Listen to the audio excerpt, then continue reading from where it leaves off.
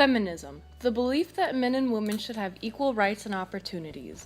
From the publication of The Feminine Mystique in the formation of the National Organization of Women to the protest against the Miss Americas pageant, second wave feminism is arguably one of the most influential feminist movements in America's history. So who is the woman credited with starting this revolutionary movement? None other than Betty Friedan, the author of Feminine Mystique. As a housewife and a mother of three, she became restless as a housemaker and wondered if other women felt the same way. This revelation inspired her to write The Feminine Mystique, what is today known as the book that paved the way for second wave feminism. In summary, the book discusses the idea of women fulfilling their lives with things other than domestic chores. Prior to the novel's release, women's life required them to put their lives and dreams behind hers in order to provide for her families. Betty argued that this wasn't true. Women had desires and needs that couldn't be met by being a housewife, because it required a woman to stop being herself. Because of the book's popularity, Betty Friedan made a name for herself as a major advocate for second-wave feminism. As women started to engage in feminism, public voicing of opinion became popular. Through this, outspoken feminists began to create organizations that supported their causes. One of the most prominent groups was the National Organization for Women, also known as NOW. NOW's primary purpose was to break gender stereotypes by staging marches and protests against sexism in the United States, with founders including Shirley Chisholm, Betty Friedan, and Muriel Fox. This was made possible. Second wave feminism started out as ethnically exclusive, but with the help of organizations like NOW, women began to unite and the movement gradually became more ethnically diverse. What do you think of when you hear about the annual Miss America pageant? Bras and girls being flung into the garbage like trash probably isn't the first thing that comes to mind.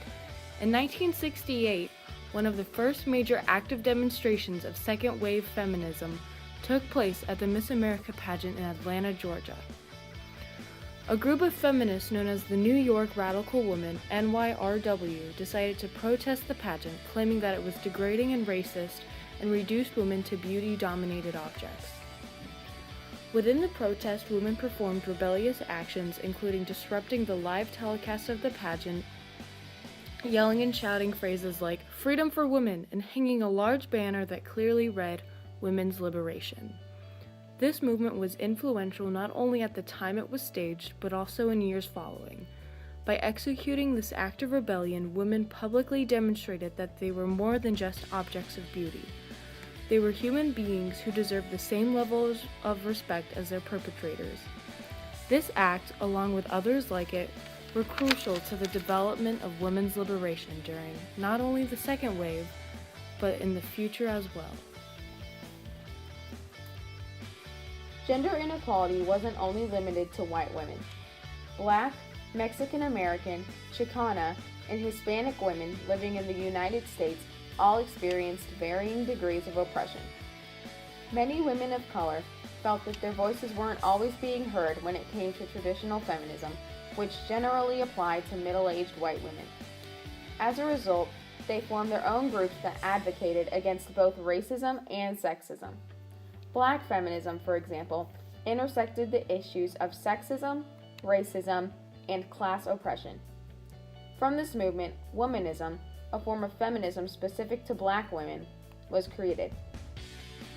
Many people today believe that womanism captures the experiences of a black woman better than mainstream feminism. Another example of women of color representing their ethnicity in a feminist movement was Chicana feminism. Chicana feminism was a movement made of women who were Mexican American, Hispanic, and Chicana in their experiences of gender inequality. Because women felt that it was unfair to have to choose between their own ambitions and family roles, they fought for the right to have a job outside of their homes, as business owners were biased against women of color. Both of these ethnic groups, along with many others, fought to represent their race throughout the ongoing issue of gender oppression and succeeded in gaining recognition in regards to feminism. Although each wave of feminism was important in its own way, second wave feminism was the most influential. In the earliest wave of feminism, starting in 1848, the primary goal was to open up opportunities for women, specifically the right to vote. These ideals of equality were carried to the next wave, helping to formulate new values. From there, a new wave flourished. As women began to seize opportunities, their new principles became crucial to the feminist movement, which influenced the third era of women's liberation. Beginning in the 1990s, many ideals remained the same. Much like the second wave, third wave feminism encompassed issues of the body, gender, and sexuality. Although it may go unrecognized, women's achievements during second wave feminism are displayed on a daily basis. For example, your mom probably doesn't do all the household chores. She shares the work with your dad. Or your mom might have a career. Both of these circumstances that many of us take for granted wouldn't have been given to us without efforts of second wave feminism.